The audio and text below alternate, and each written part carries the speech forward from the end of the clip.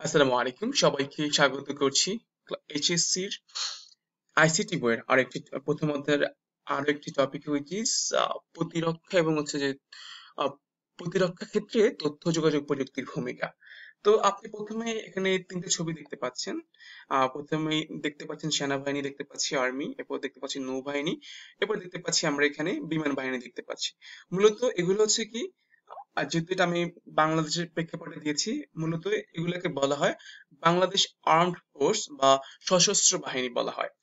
কি বলা হয়? বাংলাদেশ আর্মড ফোর্স বা হচ্ছে সশস্ত্র বাহিনী। এখন এদের কাজটা আসলে কি, বা আমরা আমরা আমরা আমরা যেটাকে ডিফেন্স বলি আর কি। তো এখন এগুলোর কাজটা আসলে কি, ডিফেন্সের জবটা আসলে কি? তারা এসে আসবে, বিমান চালাবে বা হচ্ছে যে গুলি চালাবে, দেন তারা হচ্ছে মাসে টাকা নিয়ে যাবে? ব্যাপারটা কিন্তু তা আসলে না। মূলত এদের কাজ হচ্ছে যে দেশকে বহিঃশত্রুর হাত থেকে রক্ষা করা বা হচ্ছে দেশের মানুষকে রক্ষা করা। কি বলতে পারি? দেশের দেশকে শত্রুর হাত থেকে রক্ষা করা বা দেশের মানুষকে রক্ষা করা, অর্থাৎ দেশের সার্বভৌমত্ব রক্ষা করা হচ্ছে মূলত এর কাজ। অর্থাৎ প্রতিরোধ করা। তাহলে আমরা যেটা দেখতে পাচ্ছি, প্রতিরক্ষা অর্থ হচ্ছে কি প্রতিরোধ করা।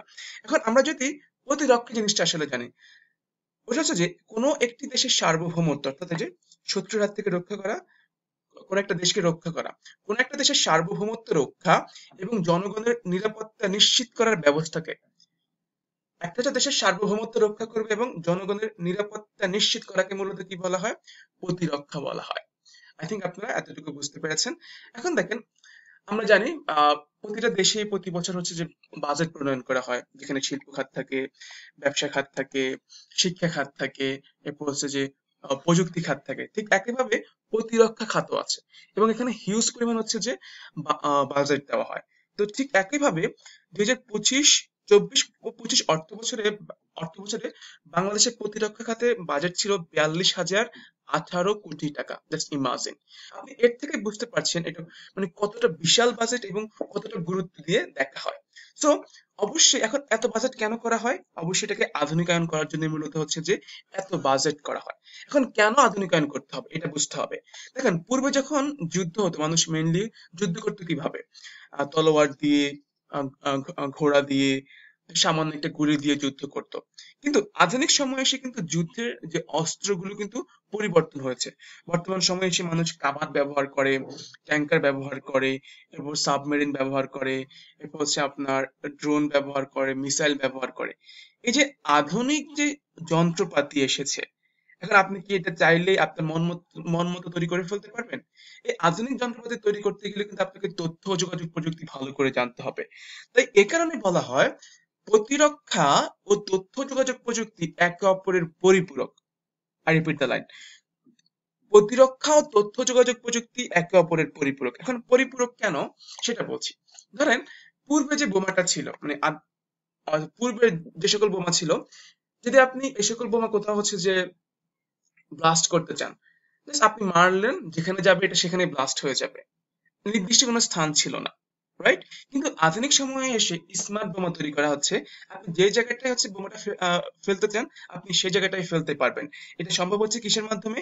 এটা সম্ভব হচ্ছে ড্রোনের মাধ্যমে, সম্ভব হচ্ছে এটা সম্ভব হচ্ছে রকেটের মাধ্যমে, এবং বর্তমানে এবং এটা সম্ভব হচ্ছে আপনার এই যে মনুষ্যবিহীন এয়ারক্রাফট আছে, অর্থাৎ মানুষ ছাড়া আপনার হচ্ছে যে বিমান চলাচল করতে পারে, যার মাধ্যমে সহজে আপনি হচ্ছে যে একটা দেশের শত্রুকে আপনি মোকাবেলা করতে পারবেন, এবং এই যে মিসাইলটা ব্যবহার করা হচ্ছে। তাহলে কি বলছি এখানে, যে এই যে অর্থাৎ প্রতিরক্ষা এবং তথ্য যোগাযোগ প্রযুক্তি একে অপরের পরিপূরক। অর্থাৎ আধুনিক যে সময়ে এসে আপনি স্মার্ট বোমা তৈরি করছেন, মনুষ্যবিহীন এয়ারক্রাফট তৈরি করছেন, ড্রোন তৈরি করছেন, মিসাইল তৈরি করছেন, রকেট তৈরি করছেন, এগুলো কি আপনি তথ্য যোগাযোগ প্রযুক্তি ছাড়া আপনি এগুলো তৈরি করতে পারতেন? কখনোই কিন্তু পারতেন না। তো এগুলাই মূলত এই সকল বিষয় হচ্ছে আপনার যুদ্ধকে কিন্তু, যুদ্ধের পরিস্থিতি বদলে দিচ্ছে, রাইট? আর বর্তমানে বাংলাদেশ হচ্ছে যে আপনার যে সেনাবাহিনী আছে বা হচ্ছে নৌবাহিনী আছে, তাদের ডেভেলপমেন্টে কাজ করছে military institute of science technology, মূলত MIST, মূলত এই প্রতিষ্ঠানটা কাজ করছে তাদের উন্নয়নে। তাহলে আমরা এখান থেকে কি বলতে পারছি, ডিফেন্স মূলত আইসিটি নির্ভর হয়ে গেছে, ডিফেন্স মূলত তথ্য যোগাযোগ প্রযুক্তি নির্ভর কিন্তু হয়ে গেছে। তাহলে এখন আমাদের জানতে হবে আইসিটি নির্ভর বা তথ্য যোগাযোগ প্রযুক্তি নির্ভর প্রতিরক্ষা ব্যবস্থা আসলে কি। এটা সিম্পল একদম। প্রতিরক্ষা ব্যবস্থা প্রযুক্তির উপর নির্ভরশীল হলে, যখন হচ্ছে এই যে যখন প্রতিরক্ষা ব্যবস্থা প্রযুক্তির উপর নির্ভরশীল হবে, তখন এটা হচ্ছে আপনার কি হয়ে যাবে, প্রতিরক্ষা ব্যবস্থা মানে অর্থাৎ আইসিটি নির্ভর প্রতিরক্ষা ব্যবস্থা হয়ে যাবে।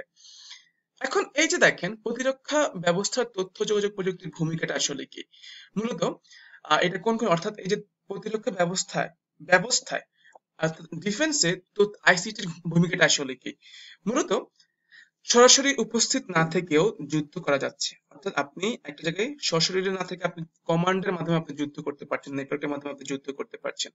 এরপর কৃত্রিম বাস্তবতার সাহায্যে প্রশিক্ষণ, যেটা আমরা আগে শিখেছি, অর্থাৎ আমরা ভার্চুয়াল রিয়েলিটিতে আমরা এটা জেনেছি, কৃত্রিম বাস্তবতার সাহায্যে প্রশিক্ষণ গ্রহণ করা যায়।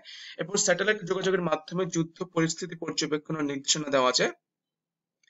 গোপনে শত্রুপক্ষের শিবিরে আঘাত করা যায়, অর্থাৎ যারা যেখানে শত্রু আছে সেখানে আপনার ড্রোন দিয়ে বা হচ্ছে আপনি আহ হেলিকপ্টার দিয়ে হচ্ছে আপনি কি করতে পারেন, আপনি হচ্ছে যে ওইখানে আক্রমণ করতে পারেন। এরপর মিসাইল, রকেট বা হচ্ছে যে ড্রোনের আক্রমণ থেকে রক্ষা পাওয়া যায়, অর্থাৎ আপনাকে কেউ আক্রমণ করছে কিনা আপনি সেটা বের করতে পারবেন। এরপর যুদ্ধ অস্ত্র এবং এই যে বর্তমানে হচ্ছে আপনার যারা হচ্ছে যে যুদ্ধ অভিযানগুলো বা যুদ্ধ যানগুলো তৈরি করে তারা কিন্তু অন্য দেশে এগুলো বিক্রি করে। তো এই বিক্রি করার মাধ্যমে কিন্তু তাদের বৈদেশিক মুদ্রা অর্জন হয় এবং তাদের অর্থনৈতিক ত্বরান্বিত করে।